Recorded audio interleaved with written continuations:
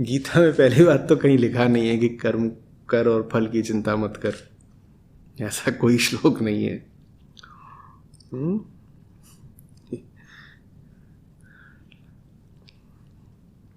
कर्म को लेकर के कृष्ण कह रहे हैं अपने लिए कर्म मत कर, अपने लिए मत कर, अपनी कामनाओं के लिए मत कर। तो अपनी कामनाओं के लिए नहीं करें तो किसके लिए करें? तो जब ये प्रश्न आता है किसके लिए करें, तो कृष्ण कह देते हैं मेरे लिए करो। अब कृष्ण कोई व्यक्ति तो है नहीं कि किसी व्यक्ति के लिए करना है। कृष्ण के लिए कर्म करने का मतलब यही है बस कि अपने स्वार्थ, अपने संकीर्ण लाभ के लिए काम नहीं करना है। इसी को सही काम, इसी को निष्काम, इसी को ऊंचा काम कहते हैं। और जब आप निष्काम होके कर्मरत होते हो तो फल की चिंता अपने आप होती ही नहीं है। फिर ये नहीं बोलना पड़ता फल की चिंता मत कर, वो कहेगा है किसको? आप उसको कह रहे हो फल की चिंता मत कर, बोल रहे हो चिंता वो ना करे जिसको चिंता होती हो, हमें कोई चिंता है ही नहीं। निष्कामना का क्या मतलब होता है? निष्काम होने का अर्थ होता है निश्चिंत हो जाना। जो कामना से मुक्त है वो चिंता से भी तो मुक्त है। चिंता इसी बात की तो रहती है ना कि कामना पूरी होगी कि नहीं होगी। तो जो निष्काम हो गया वो निश्चिंत भी तो हो गया।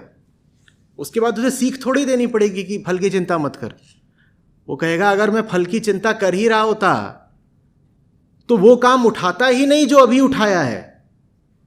अगर आपने सही काम उठा लिया तो फल की चिंता आएगी ही नहीं। सही काम की पहचान ही यही है कि वो काम इतना प्यारा होता है कि उसको उठाने के बाद उसके अंजाम की चिंता करने की फुर्सत नहीं बचती।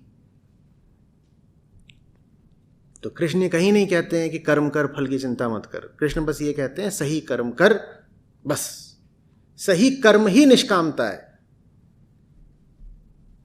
और सही काम करने का एक पुरस्कार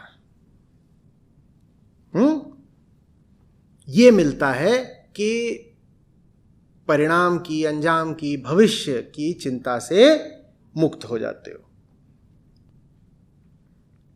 वास्तव में आपने सही काम उठाया है या नहीं, ये आप इसी बात से जांच सकते हो कि आपको भविष्य कितना याद आ रहा है। आप बार बार कितनी गणना कर रहे हो कि इस काम से मुझे मिलेगा क्या। अगर आपको बार बार ही सोचना पड़ रहा है कि इस काम से मुझे क्या मिलेगा, तो आपने काम गलत उठाया है।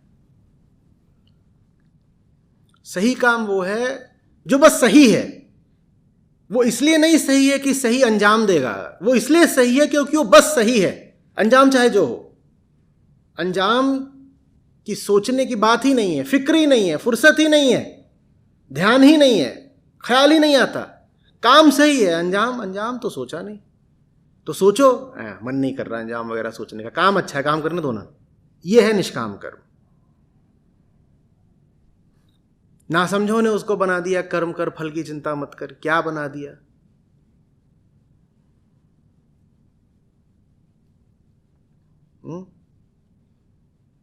वैसे ही अधिकांश श्लोकों के विकृत अर्थ किए गए हैं। गीता आप जो समझते हैं उससे बहुत बहुत भिन्न है। गीता का संदेश बहुत अलग है। गीता आप तक जिस रूप में लाई गई है वो बिल्कुल अर्थ का अनर्थ करके लाई गई है।